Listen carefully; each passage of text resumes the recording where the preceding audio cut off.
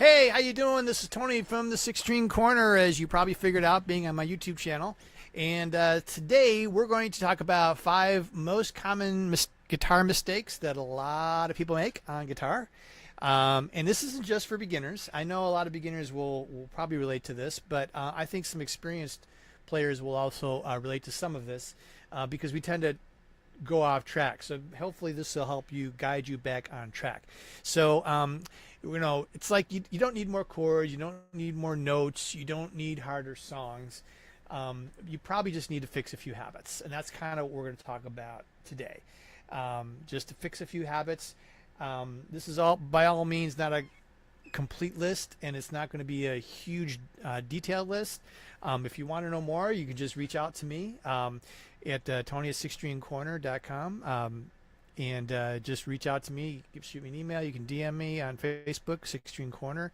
And if you want to know more, all right? I teach lessons. I teach a lot of them online using Zoom. So you get a free lesson, or you can get something really heavily discounted. Just check the links below, and we'll get you all set up. All right? So anyway, let's get started. Let's talk about different things that we need to fix.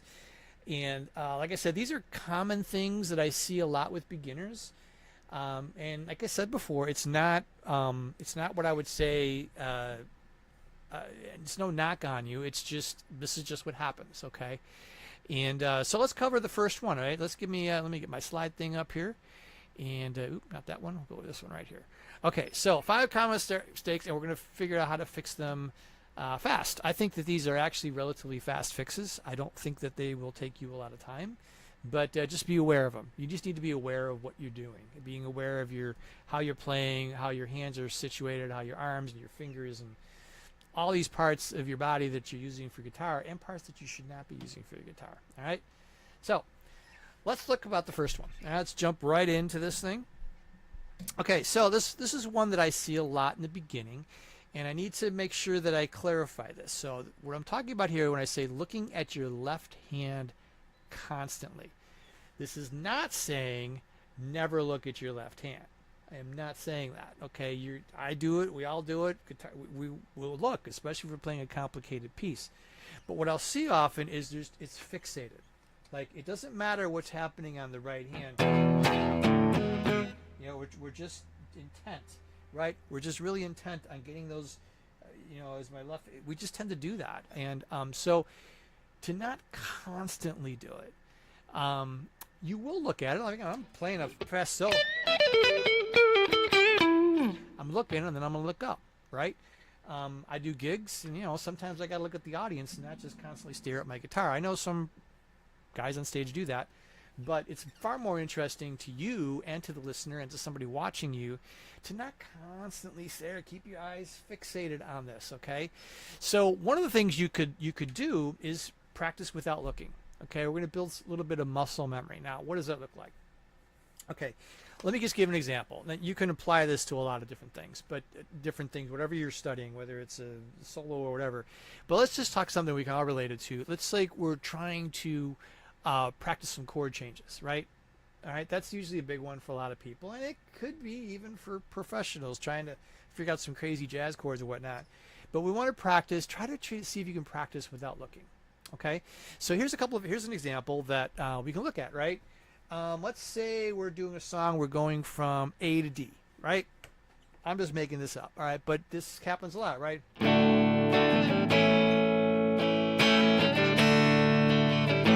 guitar there, so my name isn't covering me. There we go. All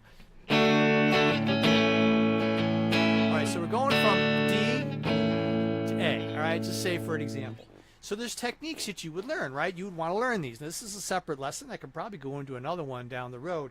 But what we do, we go from, like, for example, from a D to an A, we're sliding our finger from where the D is, the ring finger, down to an A, right? And so that's an easy way of trying to practice without looking. So, we got to figure it out first. And then if you just use your ring finger to guide down and you drop your fingers, right? I'm looking at you and I'm playing D to A, right? Because I've done this 100 million times, but you can do this after only playing just a handful of times. Here's try another one.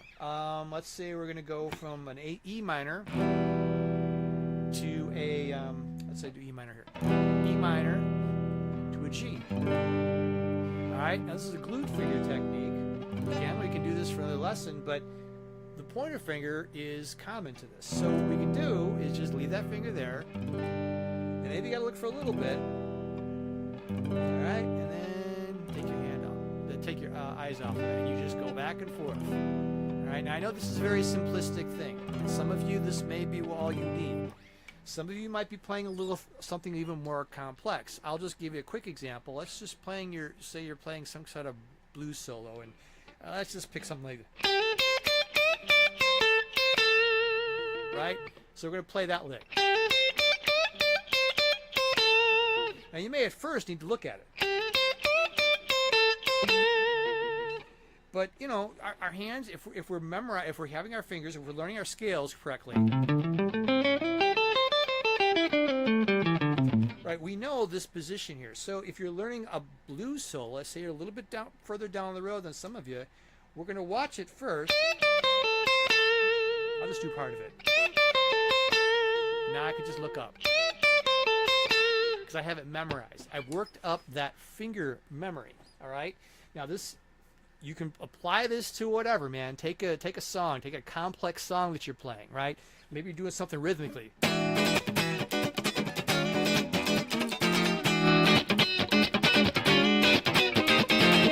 Right? I don't want to sit here and stare at it. It's the same shape I'm playing. So I can just work the muscle memory into.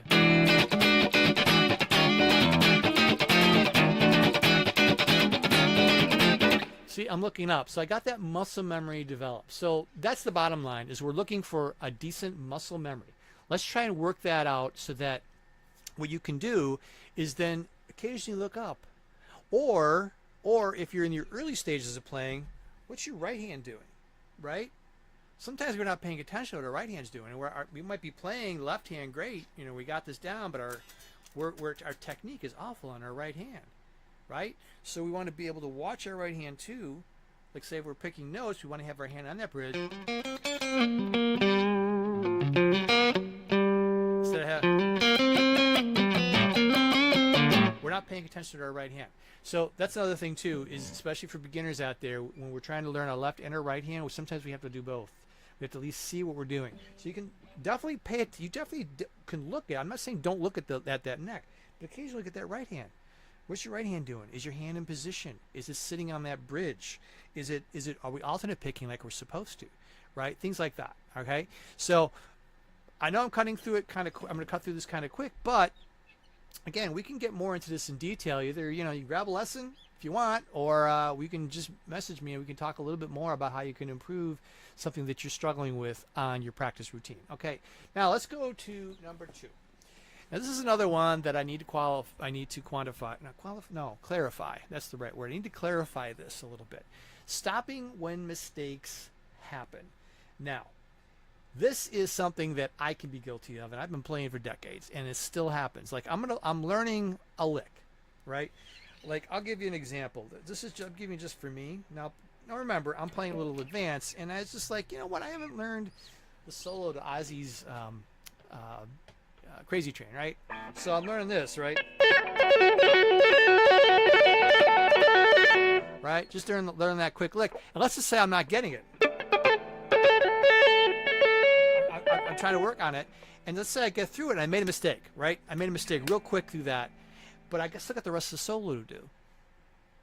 Well, if you've practiced, right? If you've practiced and you know what that lick is, let me say it a different way. You're going to make mistakes, okay? I don't care how long you've been playing for. Maybe some of you who are like geniuses or whiz kids, maybe you can poo-poo this off. But the thing is that you will make a mistake somewhere along the line. I've seen pros make mistakes. Everybody makes them. But what you don't do is you don't stop. Like, just stop in the middle of it. It's like, oh my gosh, wait, I got to go back to this. Because it's probably a one and done thing. And then you're going to play through that lick again, and then it's like, oh, wait a minute.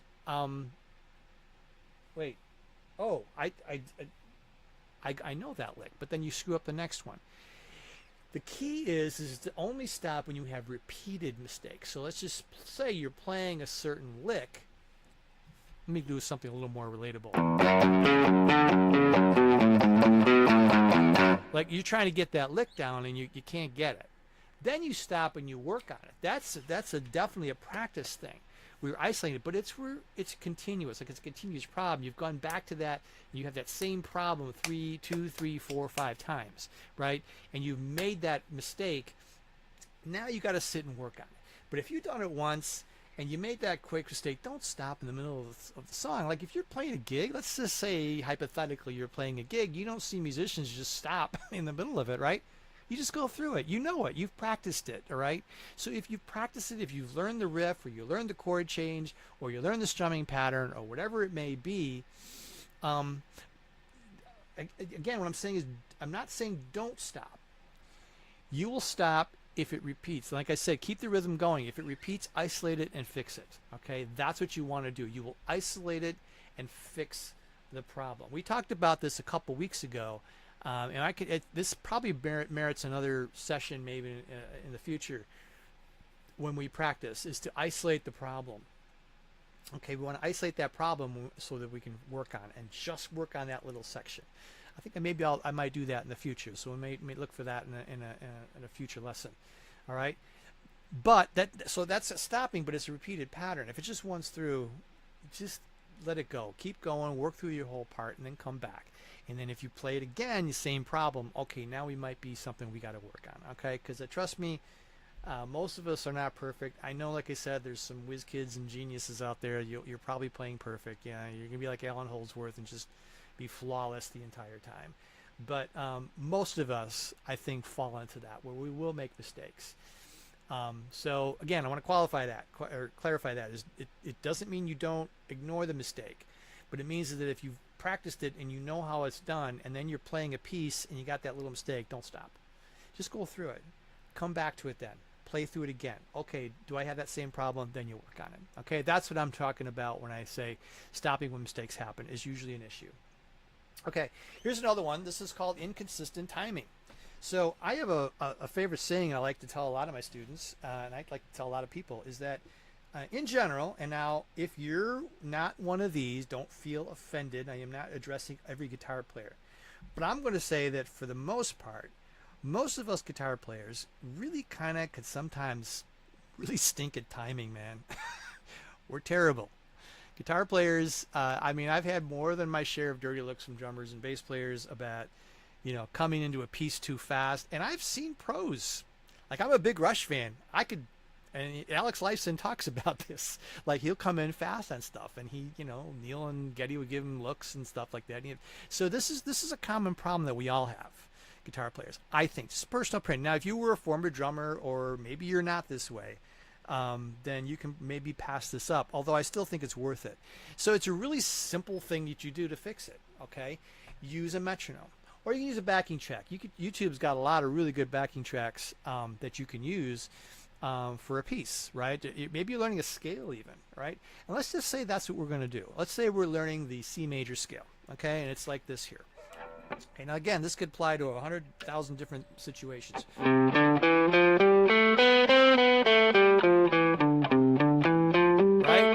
Right? We were just working on our scale. Well, what you could also do is you can add on a metronome.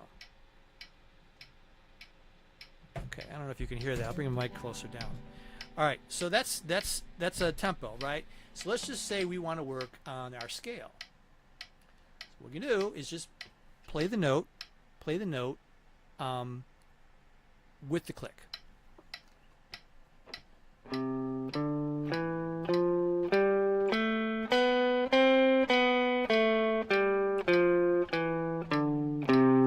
right, I know that's extremely simple, but you can apply that to anything. Apply this to a chord change that you're trying to figure out on guitar, to a song, right? Let's just say you're trying to figure some song out, and we keep, your chord changes aren't coming in right because, you come into maybe from the chorus into a verse, and you're coming in at the wrong time. You're coming in too quick or maybe too slow.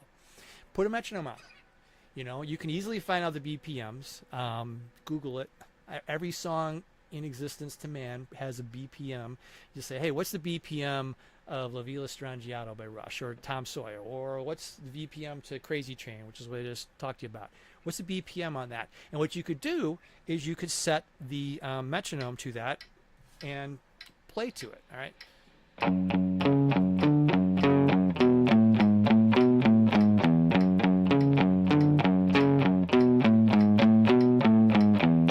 So that's what you can do.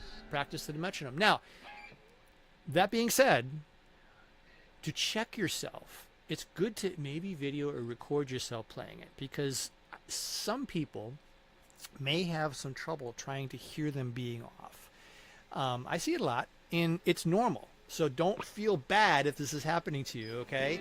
I do correct students on this, and trust me, there's very few people where I haven't had to do this, where I have to tell them, stop, you're off, you're too far ahead, and they don't even realize it. Sometimes it's a good idea to maybe, especially if you're in the beginning, to kind of record yourself, maybe video or audio, whatever kind of recording means you might have, and just listen to yourself play, and just see, okay, am I on or am I off? Oh yeah, because if you're listening and you're not playing guitar, your ears are doing the job for you. You hear yourself go off, okay, and then find ways to fixing it. Okay, so like I said, I did a scale, I did Crazy Train. You can apply this to any song, any lead guitar, any solo, any scale you're working on. Scales are really good for this, by the way. If you're learning scales, whether it's just a basic major scale, pentatonic, or you're learning some crazy Hindustan minor scale or something like that, or major, it's a major scale. If you're learning any of those,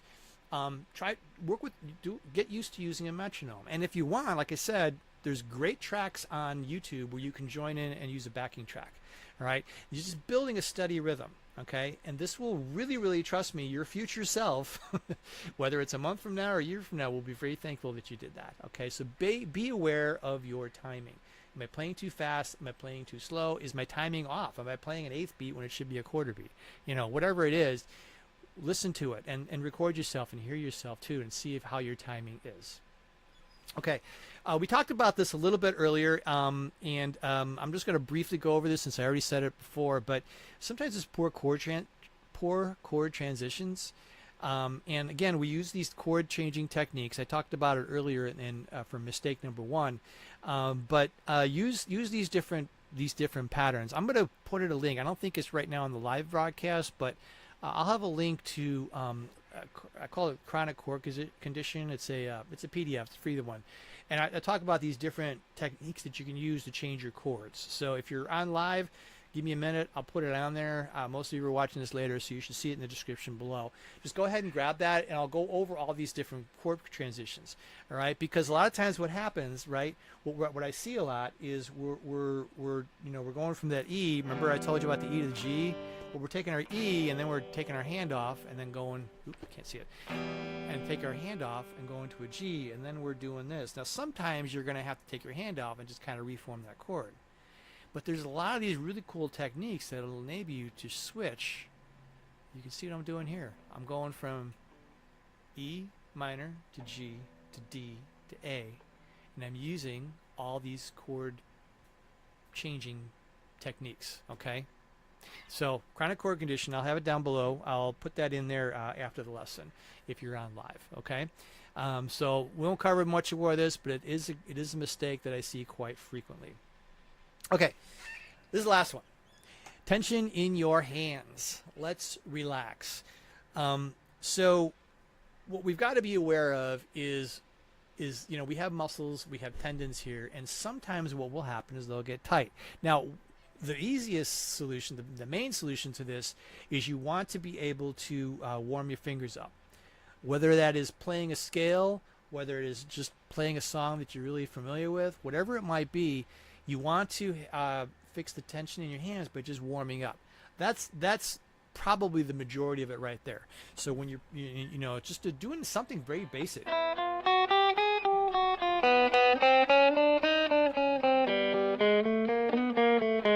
Just use something where you're warming your fingers up, okay? And then relax. You don't have to be, sometimes I see this death grip on the guitar. And it's like, I got to struggle and I'm trying to, especially with bar chords, right? How many are we all there, right? We're really, and we're hurting our hand.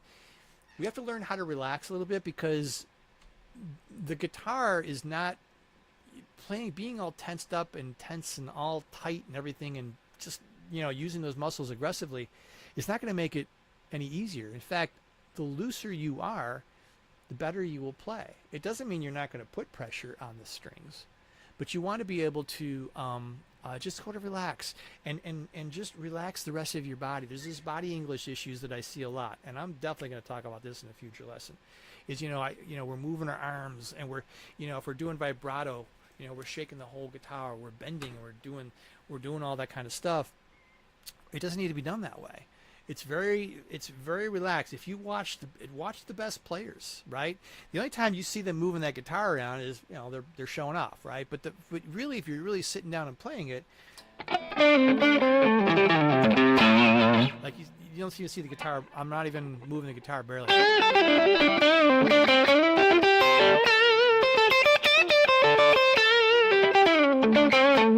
Very loose, playing bar chord. Even pressure. So work on that. All right. When you're practicing those bar chords, sometimes you're pushing too tight. You're putting it way too tight. Sometimes you're using incorrect fingers in a solo. Right. Your fingers are just sort of doing twisty and turny. That's another future lesson I think I'm going to come up with. I'm getting all these ideas. Right. So so just tension your head. Don't be so tight. Loosen up. Warm up to begin with. I think that'll solve 50% of your problems right there. Probably more than that. 75% of your issues is by warming your fingers up, coming in loose. All right, and then from there on out, just don't get so tense. Don't get so tight. Just kind of relax a little bit. Take a breather. Don't put all that body English into it. You don't need body English into your guitar unless you're trying to show off. That's really about it. Okay. All right. Folks, so the key principle to this is improvement comes from fixing habits and not just learning more stuff. We do want to learn more stuff. We do want to learn our scales. We do want to do all those things. But improvement also comes from fixing habit. We have to kind of be aware and check ourselves every once in a while. How are we practicing? What are we practicing? Am I learning something wrong? Maybe I've been playing a piece for the last 20 years and I'm discovering, oh, it's not right, right? And so it just came from bad habits. So let's fix the bad habits, all right? And that's what we're talking about here. That's what all this lesson is about. I glazed through this thing, but if you want me to cover any more about this or dive into something specific, or you got a question for me, you can actually just leave a comment in the link below on YouTube, or you can DM me on Facebook, sixstringcorner.com, and or send me an email, tony@sixstringcorner.com as well, and just let me know if you got an issue and if you need a fix, or if you got any suggestions you want to have for another live lesson in the future. I'm doing these every couple of weeks. I'll have another one coming up soon, and be really, these are a lot of fun to do, and I really enjoy trying to help you all out. So anyway, it covers the lesson. All right. So if anybody online right now has any questions, you can shoot a question right now. I'll just give it like a couple minutes, and then if there's nothing there, then we'll move on. But yeah, I hope these live lessons work out for you. And just like I said, just let me know what you think and what you would like to see or hear in the future. So, all right. So I guess we've got nothing for today. That's quite okay. All right. You are very welcome, John. Thank you so much for everything. For helping out. So again, reach out to me. I will have links below. If they're not here live now, I will have links down there.